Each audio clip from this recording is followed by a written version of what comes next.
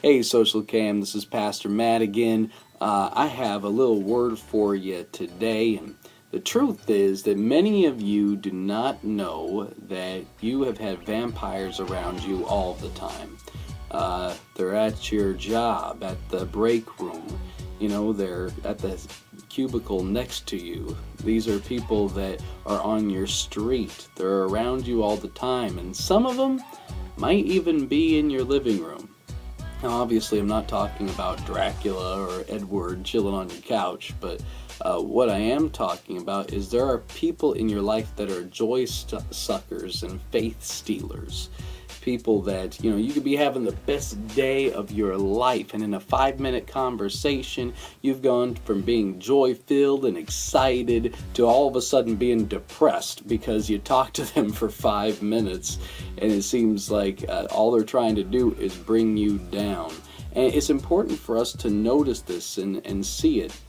On the inside of each and every one of us, we have reserves. We have a joy reserve and a faith reserve. And the truth is, any time that we spend with vampires, it steals from those reserves. And people always are wondering, well, why is it that it's so difficult for me to get fully in faith? Why is it that it's been so difficult for me to be happy, for me to be joy-filled? And part of the reason is, look at the people that are around you. Are they building you up, or are they sucking from your soul? In fact, 1 Corinthians 15:33 says this: "Do not be deceived. Evil communications corrupt." Now, I want to look at those three words first and foremost. The word evil comes from the Greek word kakos. Now, kakos means to be injurious or to steal, and it actually comes from a Greek mythology term where there was a giant named Kakos that was stealing from Hercules,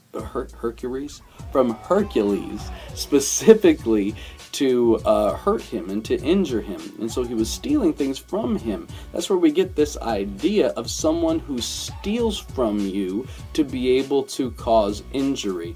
And then the word corrupt is the Greek word phero, which means to shrivel or to wither. See, when there is a kakos, when there's somebody who is speaking to you and is stealing from your joy and is stealing from your faith, when they speak to you and they talk to you and have communication with you, it has the possibility to phero, to corrupt, to shrivel up your joy and your faith, which is why it's important for us to try to limit the time that we have with vampires. But maybe you can't. Maybe these are people that are around you all the time. Well, I have good news. In Psalm 16:11 it says this: "Thou wilt show me the path of life. In thy presence is fullness of joy. At thy right hand there are pleasures forevermore." When we watch a funny movie or we see something that's comedic, it'll give us a little bit of a deposit into our joy reserve. We see something inspirational, it'll give us a little deposit into our faith reserve.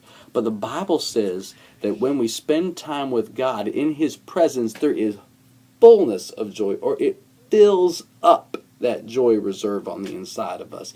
Fills it up so much that we can deal with annoying people, that we can deal with vampires, that we can deal with joy suckers and faith stealers, and know that we're not going to be working on empty.